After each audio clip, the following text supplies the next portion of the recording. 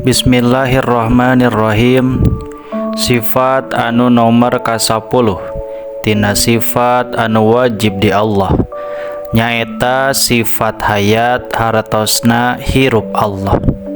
Nadomanana Safulu hayat hirup Allah, lain ku nyawa lain ku getih, tapi hirup ku sifat hayatna.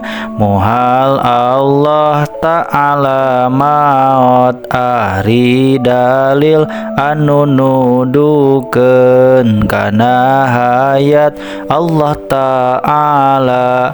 Lamun Allah ta'ala maot, muhal kasifatanana ku sifat kudrat jeung liyana, sedeng eta teh mustahil sabab ayat tapak kudratna nyatana ieu sakabeh alam.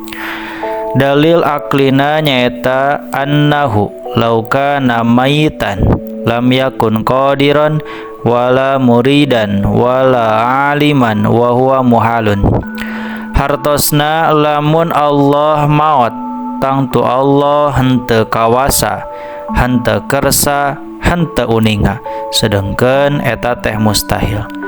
Dalil naklina nyaeta Bismillahirrahmanirrahim. Allahu la ilaha illa huwal hayyul qayyum.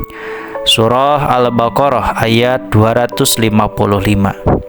Hartosna henteu aya deui pangeran anu maujud anu wajib diibadahan kajaba Allah anu hirup tur jumeneng kalawan zatna.